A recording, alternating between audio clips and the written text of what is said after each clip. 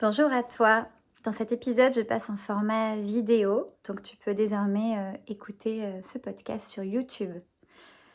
Euh, Aujourd'hui, je vais raconter le troisième jour de la retraite de méditation de 12 jours en Colombie, dans la jungle de la Sierra Nevada, que j'ai faite il y a 2 ans et dont je veux témoigner parce que c'est une retraite qui m'a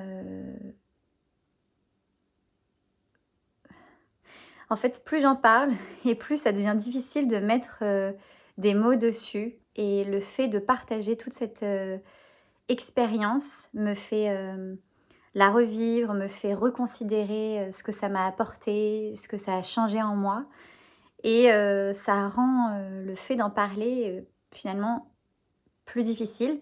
Donc je vais m'en tenir à comment s'est passé ce troisième jour et sur quel thème on a médité. Donc je vais raconter, ce qui s'est passé. Je vais raconter mon intimité aussi parce que, ça me tient à cœur de pouvoir, servir de miroir pour, d'autres personnes qui se sentiraient, pas, tout à fait, à l'aise avec elles-mêmes, qui auraient des choses à nettoyer, à guérir, et voilà, donc c'est des mots, des blessures, des peurs, qui sont partagées pour, montrer déjà que j'ai pu en nettoyer une bonne partie, que ça m'a fait du bien, pour continuer, avoir envie de continuer à vivre. Parce que je trouve, difficile de vivre. Je trouve que c'est une grande épreuve, par rapport à la sensibilité que j'ai. Voilà, donc je dirais que c'est pour les personnes, très sensibles aussi qui ont des difficultés à gérer les émotions, à ne pas, s'identifier, à ces émotions, au mental, à leurs idées, et qui demandent un rééquilibrage constant. Même si je crois que tout le monde a besoin de son propre équilibre, mais disons que voilà, des personnes très sensibles. Donc le troisième jour, on est le mercredi 4 janvier 2024, et le thème du jour, c'est l'air, la respiration. On n'est plus que 5 ce matin-là. Un des participants a des problèmes de dos. Il ne peut pas rester des heures assis, immobile pour méditer. Donc, il abandonne la retraite. Il va faire du volontariat pour le peuple indigène. Le matériel que le mamo, le sage, nous donne, c'est du coton beige qu'on pose au niveau du pubis. Et le mamo introduit la session. Il nous dit que sans air, il n'y a pas de vie, que quand on est dans le ventre de notre mère, on ne respire pas, on reçoit l'air de notre mère. Donc la consigne pour partir en méditation, c'est de se concentrer sur les poumons, sur l'air, sur la respiration, et de vivre notre naissance à nouveau. Comme les 2 premiers jours, il nous invite à revenir au moment où on est venu à la vie et où tout a commencé dans la matière. Donc la première étape commence. Je ferme les yeux, je prends 5 profondes inspirations et je me concentre sur moi, bébé, dans le ventre de ma mère. Je remonte à la conception, à l'accouplement entre ma mère et mon père pour former une cellule œuf, la remontée dans les trompes et ma propre fécondation. Ça y est, j'y suis. Je suis bien, je suis paisible. Je me retourne et me mets en position assise au bout de quelques mois, parce que je suis née en siège, et je pense à ma sortie, à l'accouchement. Et là, je sens un blocage. Je me rends compte que j'ai pas envie de sortir, j'ai pas envie de respirer. Et je sens ça, et donc je me demande comment je vais avancer la méditation. Il faut que je règle ce blocage. Donc je décide de me laisser du temps, de rien forcer. Et à ce moment-là, je crois que mon âme prend le relais, même si mon ego me fait douter à ce moment-là. Mais je sentais bien qu'il y avait quelque chose qui prenait un relais. C'était évident sur le moment.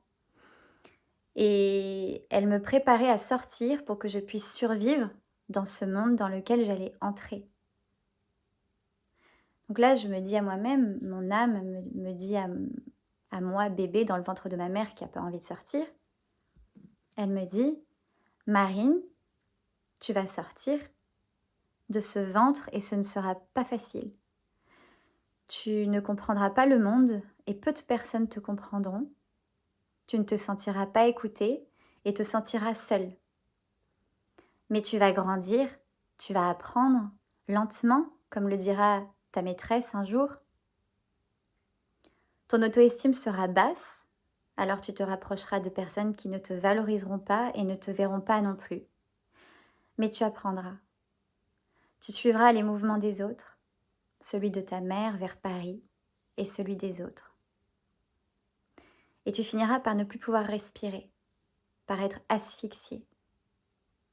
Et un jour, à 34 ans, tu te trouveras là, sur cette pierre, pour te rencontrer. Maintenant, tu peux sortir. Et je demande à mon âme, mais est-ce que tu seras là pour m'aider?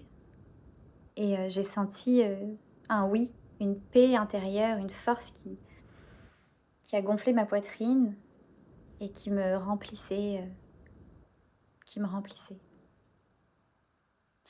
Et j'ai entendu à l'intérieur mon âme ajouter « Tu es très attendu, tu es très attendu, tu es très attendu » en me montrant des images de ma grand-mère.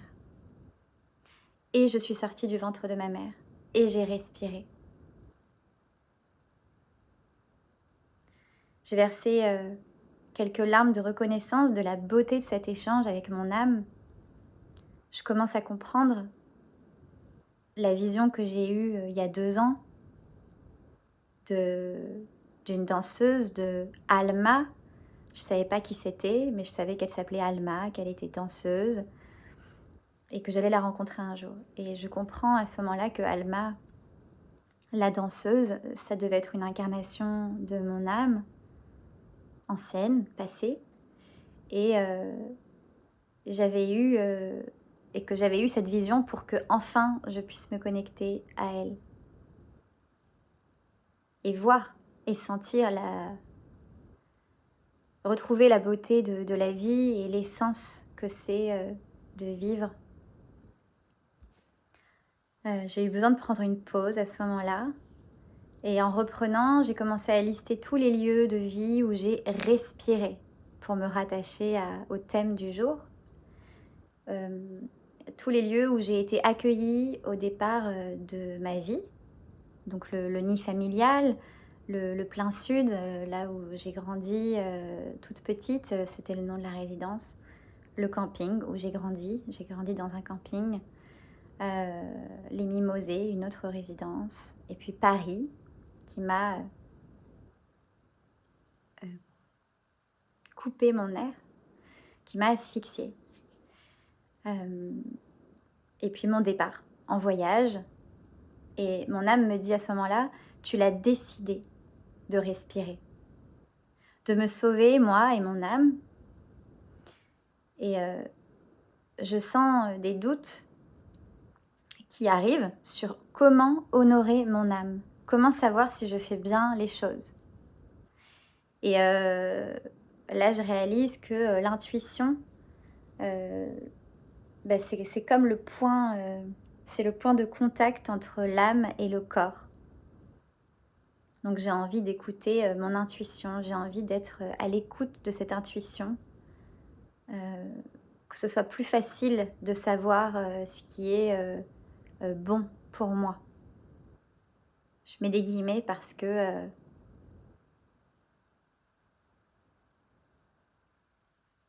j'aspire à ne pas qualifier de bon ou mal. J'aspire à ne pas juger ce que je peux faire. Mais bon, à ce moment-là, je me mets beaucoup de pression parce que je veux faire bien. Donc je suis beaucoup dans la tête. Et mon âme me répond, donc je lui dis, je sens cette pression de comment honorer mon âme. Et mon âme me dit, elle me dit, va où tu peux respirer, tout découlera. Avec une image du Pouliguen, euh, où je vis aujourd'hui. C'est une maison familière où j'avais laissé mes affaires, donc c'était sûr que j'allais y repasser. Mais je trouve ça rigolo de lire ces mots-là aujourd'hui, le fait que je vive toujours ici pour l'instant, pour cette transition qui est finalement plus longue que ce que je pensais. Et ça me fait du bien qu'elle me montre ça, qu'elle me dise que j'ai juste à aller où je peux respirer, où j'ai de l'air, où je ne me sens pas asphyxiée et que tout découlera. Mais je commence à avoir comme du ressentiment envers elle et je lui dis, j'ai pas envie de me sentir comme un pantin, ton pantin. Maintenant que on est connectés toutes les deux, et puis c'est pas resté, ce sentiment-là n'est pas resté. Il y a eu de nouveau de la reconnaissance, de savoir des choses que j'avais pu vivre dans des vies passées, que j'avais pu voir en méditation, et d'être qui je suis, d'avoir envie d'honorer qui je suis, et puis avec l'âme que j'ai, qui m'habite. Puis j'ai demandé à rencontrer mes alliés. J'entendais depuis quelque temps déjà parler des guides spirituels, d'équipes de lumière. C'était des choses que je voyais passer sur les réseaux, ou même des amis qui me disaient « Ah, j'ai parlé à mes guides, ils m'ont dit ci, ils m'ont dit ça ». Et je me suis dit « Bon, je vais essayer ». Et là, j'ai commencé à sentir des énergies qui me traversaient. Ça faisait comme une ondulation de mon propre flux intérieur au moment où il passait, comme si, quand je demandais « S'il vous plaît, présentez-vous à moi », les guides qui veulent bien, que ça faisait comme si ça me traversait. Voilà, comme une onde qui en traverse une autre et qui faisait comme un trou. Donc je me dis, ah, bah, je suis entendue, il se passe quelque chose, je suis entendue. C'était bien. Et puis, comme je voulais me rencontrer, je rencontrais mon âme, je rencontrais des parties de moi. Là, j'ai voulu rencontrer mon saboteur, mon ego, la source de ma basse auto-estime, la source de doute de moi-même. Et j'ai senti de l'ombre dans mes yeux déjà fermés, bien sûr, de l'ombre, ça ne pouvait pas être autre chose. Et j'ai voulu lui demander un répit. Mais je me disais que le saboteur ne fait sûrement pas ce genre de choses. Alors, j'ai invoqué la lumière de mon âme et j'ai dit à mon saboteur que je ne bougerai pas, que je resterai là, digne, dans ma lumière, dans la lumière forte, où l'ombre n'a pas sa place. Et je repense à une vieille citation de Saint-Exupéry que j'avais exposée chez moi dans mon appartement parisien qui disait « Le soleil ne voit pas l'ombre ». Ça me donnait de la force. Et j'expliquais à mon saboteur, j'ai tenté de susciter son empathie quand même, d'expliquer que je prenais déjà beaucoup de temps pour processer les choses, pour avancer, pour évoluer, et que j'ai pas besoin de ces doutes pressurisants. Ensuite, j'ai reconnecté avec mon âme et sur le fait d'aller où je peux respirer et que tout découlera. Que j'ai pas besoin de me demander où est-ce que je vais vivre, où est-ce que va se passer le reste de ma vie. Tous ces questionnements en fait qui m'angoissent parce que je ne sais pas, parce que je n'ai pas de réponse. Je ne sais pas où je veux vivre. Enfin là, je parle pour aujourd'hui.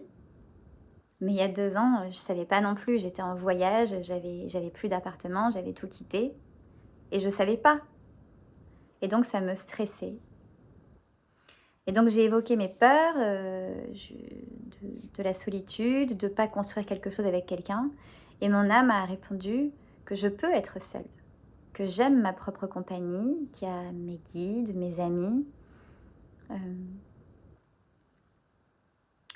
Et que donc, je peux tout à fait être seule.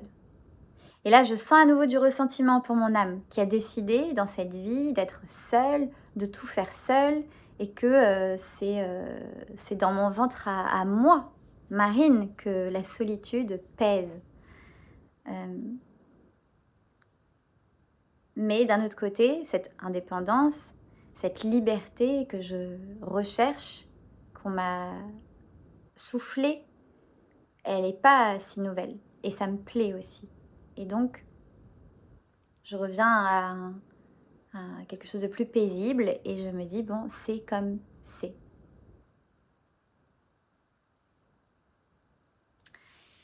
Et vient alors, donc là, vient de se passer à peu près 3 heures de méditation. Donc évidemment, c'est pas exhaustif ce que je raconte parce que c'est pas possible. Mais c'est le fruit de mes écrits du jour même, pour me souvenir quand même des grandes lignes.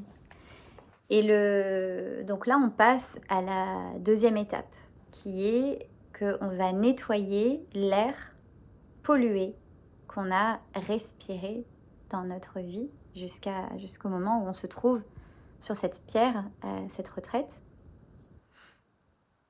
Donc là, comme à chaque fois, à chaque nettoyage, c'est un peu plus virulent parce qu'il y a une énergie qui veut nettoyer. Et l'énergie qui veut nettoyer, je dirais qu'elle est nourrie par une énergie de colère, d'envie de changer les choses, par le feu. Ce nettoyage, je dirais qu'il est initié quand même par une énergie de feu. Et donc il y a des choses qui me reviennent que j'ai envie de nettoyer, des choses qui ont contribué à qui je suis, mais qui sur le moment me viennent comme des choses que j'ai envie de dénoncer, y compris donc sur ma propre famille et sur comment j'ai grandi mon enfance. Donc je me replonge dans les lieux de vie de mon enfance et je visualise l'ère de mon adolescence, polluée par les adultes et leur mal-être. Je repense au mal-être de ma mère, à sa basse auto-estime, son stress, ses plaintes, sa négativité, son besoin de contrôle et de ses avis sur ma vie. Et en fait, je réalise la charge de négativité qui a été véhiculée par l'air que j'ai respiré. Donc je nettoie, ça c'est le mouvement qu'on faisait pour nettoyer. Je nettoie mes poumons de cet air pollué. Je nettoie la pression que j'ai respirée.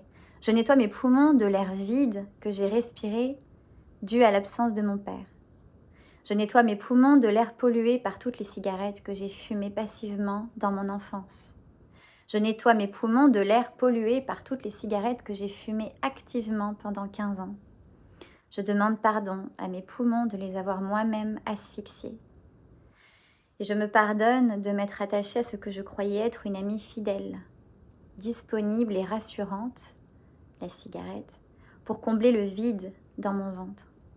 Je nettoie l'air pollué par la négativité du musicien et sa perception viciée par celle de la société. Je nettoie l'air pollué par l'ego collectif, par l'argent et par les peurs. Je nettoie l'air pollué par l'ego humain dans les tranchées où il lutte contre lui-même ou contre les virus qu'il a lui-même créés et contre la nature qu'il détruit au nom de ses insécurités matérielles.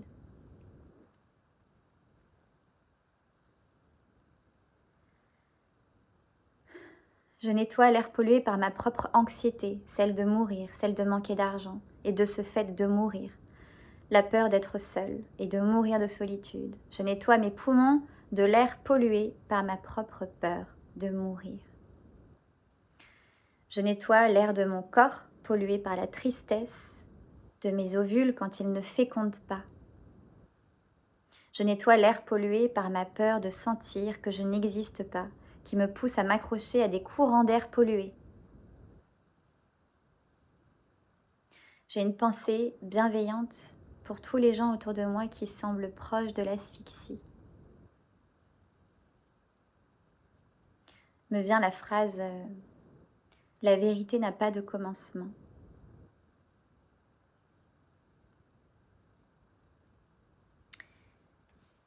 Et le nettoyage se termine. Une fois encore, c'est pas exhaustif, c'est des bribes de ce qui m'est venu pendant ces 2 heures de nettoyage. Et ce jour-là, donc ce 3e jour, c'était un jour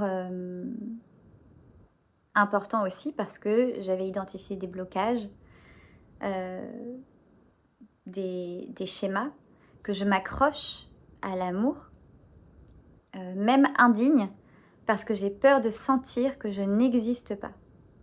Je m'accroche à l'addiction de la cigarette, sûrement du fait de la solitude. Et j'identifie ce vide intérieur dont j'entends souvent parler, dont les gens parlent, qu'on remplit un peu comme on peut, et surtout avec les addictions. Et donc là, en plus de le savoir, je l'ai senti dans cette méditation. J'ai senti, j'ai vu ce vide et j'ai vu avec quoi je le remplissais. Et donc sur ce thème de l'air, j'ai beaucoup pensé à la cigarette, à mes poumons qui me permettent de respirer et de vivre. Donc passer beaucoup de temps à nettoyer l'air de mon corps, mais l'air de mes poumons aussi. Et après ça, on est sorti donc de la méditation en faisant une rotation sur nous-mêmes pour sortir symboliquement de l'état méditatif. Et puis on est allé prendre un bain à la rivière et on a déjeuné. Et ce jour-là, on a déjeuné des patacones, qui sont des écrasés de pommes de terre un peu frits. C'est pas des pommes de terre, c'est des pommes de terre, des bananes plantains, pas des pommes de terre, des bananes plantains écrasées et frites. C'est une des spécialités colombiennes, si je ne me trompe pas, en tout cas il y en a beaucoup en Colombie, qui m'a qui m'a beaucoup plu. Et aussi, après chaque repas, avant chaque repas, je commence vraiment à m'inspirer d'une amie là-bas sur place qui remercie, qui fait une petite prière avant de manger. Et en fait, ça fait 3 jours que je la vois faire. Et donc elle dit merci, et puis elle dit quelque chose dans sa tête. Elle me dit en plus, ça donne un meilleur goût à ce que je mange et à ce qu'il y a dans l'assiette. Et donc c'est un bon bonus pour elle. Et le fait de voir cette gratitude, d'avoir quelque chose dans l'assiette, de recevoir ce que la terre nous donne aussi, à ce moment-là, je commence vraiment à considérer la prière avant de manger. Et peu à peu, je l'ai mis en place. Et aujourd'hui, je le fais toujours et j'aime cette pratique. Voilà, après le déjeuner, quartier libre, comme tous les après-midi. Moi, j'ai pris mes notes pour me souvenir de ma méditation du jour, pour avoir des traces de mes avancées, et je me suis reposée. Et aussi, ce jour-là, j'avais vu 2 toucans et j'avais senti beaucoup de reconnaissance par rapport aux toucans, parce que c'était l'animal totem que j'étais venue rencontrer en Amérique latine, et il y en avait plein dans cette jungle sacrée. Mais ce jour-là, j'en avais vu 2. Merci pour l'écoute. N'hésite pas à me dire si cette façon de méditer te parle déjà, si toi tu transmutes des choses de cette manière-là, par exemple, ou avec d'autres mouvements, comment ça se manifeste. Parce que voilà, je pense que là, c'est une technique parmi d'autres. C'est un mouvement qui m'a été enseigné par le peuple indigène des Arhuacos. Mais je crois que chaque corps peut faire n'importe quel mouvement tant qu'il est naturel et que ça nous parle. et puis sur la thématique de l'air. Qu'est-ce que ça évoque et qu'est-ce que ça inspire. Merci et à bientôt.